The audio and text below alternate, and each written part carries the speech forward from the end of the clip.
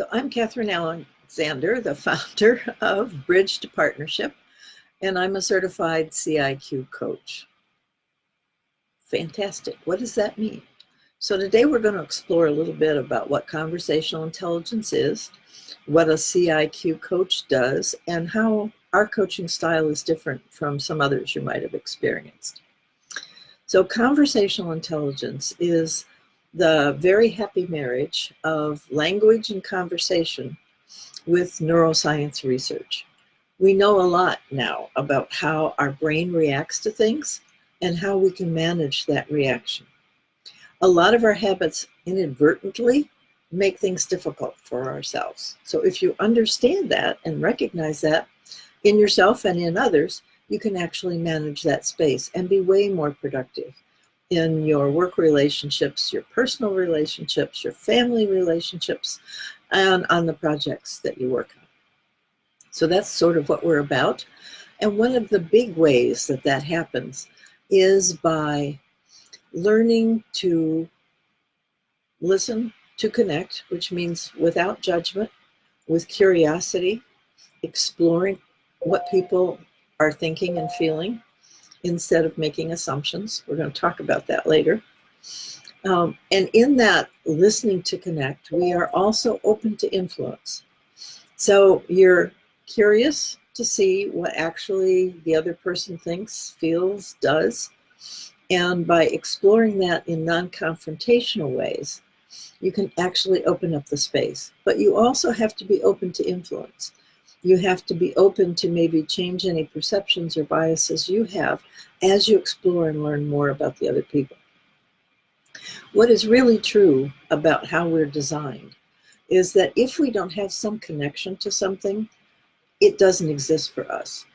So if somebody says something that is so outside of your experience, you may express surprise or whatever, but you cannot remember it. You couldn't repeat it to them, and you'll not remember it tomorrow. It just doesn't exist. There's no place for it to connect in your history, in your memories banks. So part of learning to ask questions with curiosity means that when you explore, you're searching for those connections. And when you find those connections, then you are connected to that other person. It changes your perspective of who they are and what they can do dramatically. It also means that you actually hear them. This is one of the reasons why people can talk to each other and they haven't heard a thing.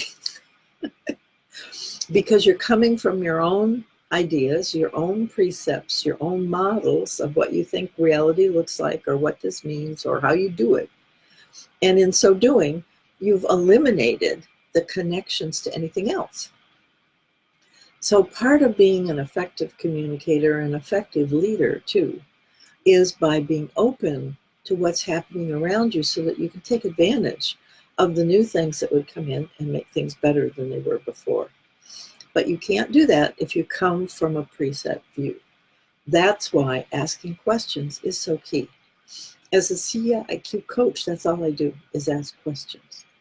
And I try to be astute and clever with those questions so that you can reflect as a coach, as the coached person, can reflect back into yourself and make new connections that will take you to the next step.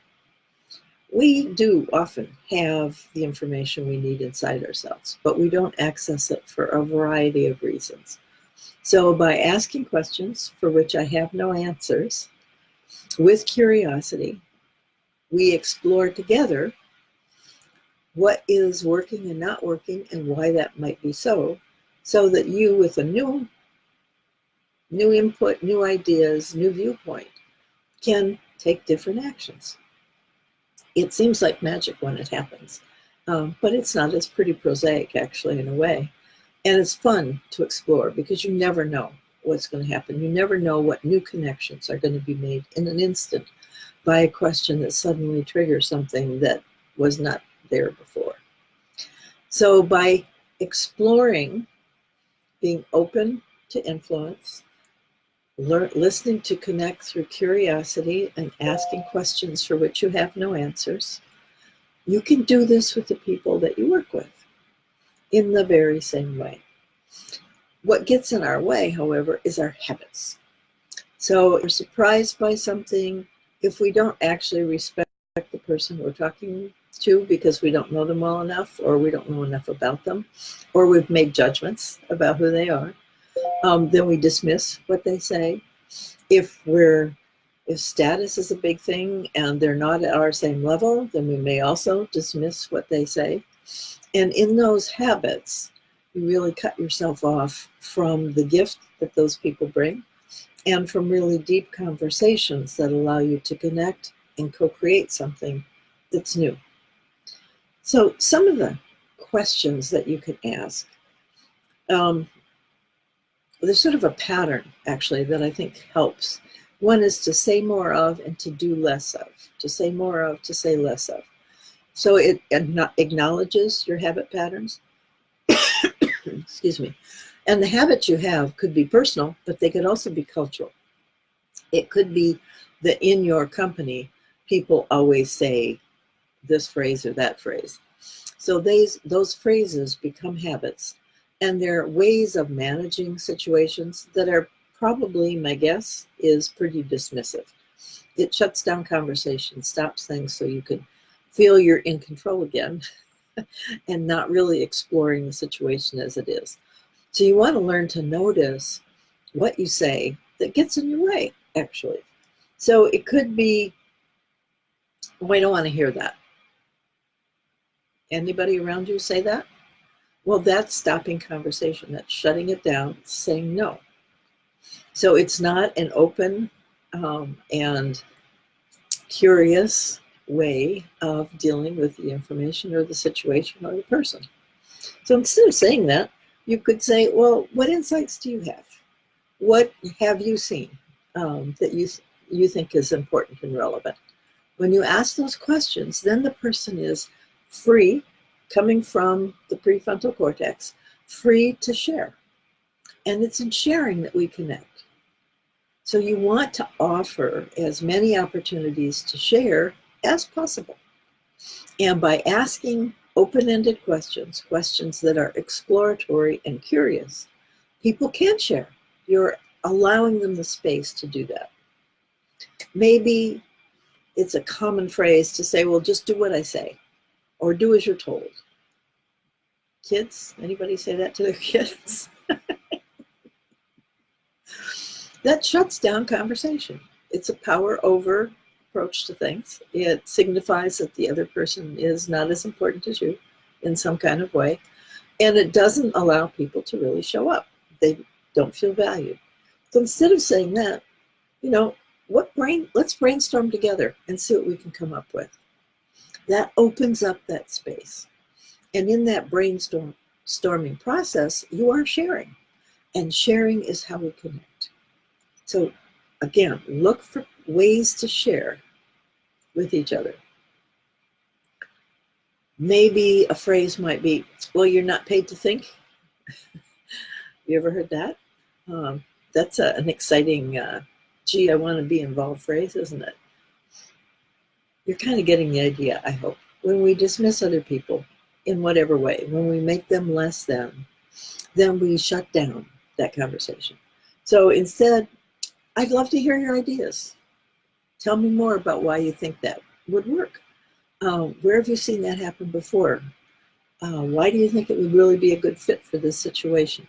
Those kinds of questions are exploring and opening up the situation and the space so that people can step forward into that and actually bring forward the wisdom and the intelligence and the experience that they have. So that increases your capacity tremendously. It really opens up what's possible. When we close people down, what you get is just a mirror of yourself. And that's comfortable, but actually think about it. If you could do everything you ask everybody else to do, how far would you get? How big a company, how big a project could you handle?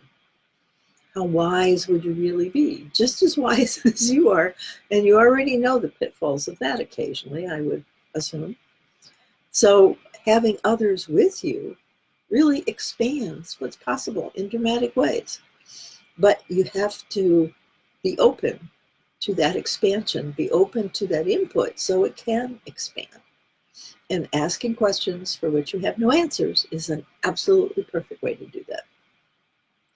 One of the things that does get in our way is assumptions, and we all have them. So noticing that you have assumptions, noticing that others have assumptions, and being able to ask questions about that.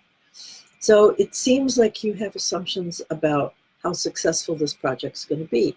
What would happen if those assumptions changed?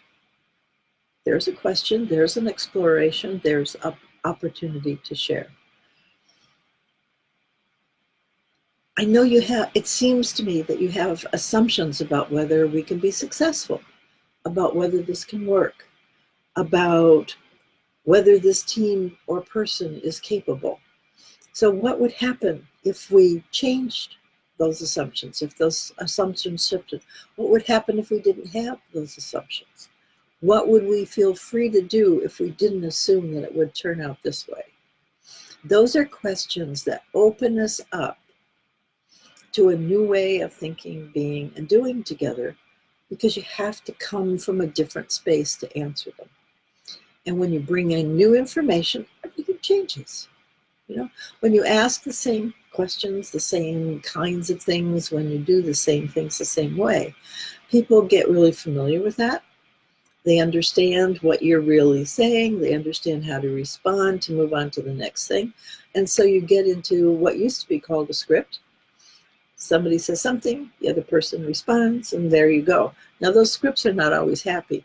And if you want to doubt that, just look at your relationships with your kids. It's the perfect place, or your spouse, perfect place to see that.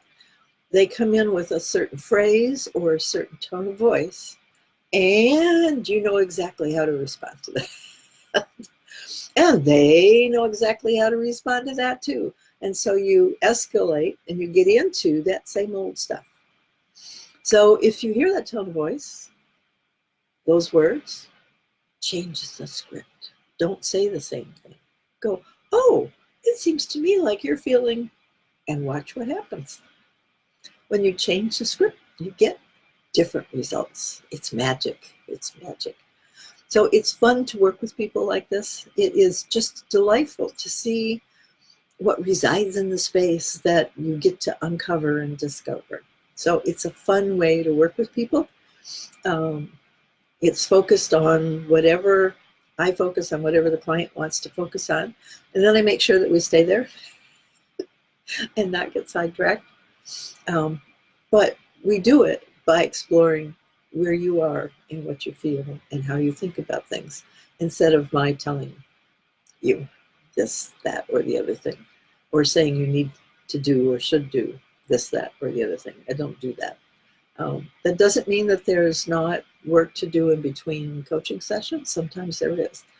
You need to do some thinking in your own way so that you can come back with some fresh ideas, or there's a variety of reasons. But I hope you get the point. It's about asking questions. It's about exploring together what's possible for you and using language to do that, and coaching you in using that language so that you can use that language with the people you work with, so that you can have different experiences with the people that you hold dear or the people you value in your workplace. Mostly we do value people. And I tell you, the people that we don't value or that we have the hardest to deal with, this kind of approach will make an amazing difference. So I urge you to try it. Ask questions to which you don't have answers. Explore. Be curious about why people think what they're thinking, why they stand on that particular idea or approach. What has been the benefit in the future, and how does that apply to the situation? Those are great questions. So go forth and practice. I will see you next week, Friday at 2. Bye.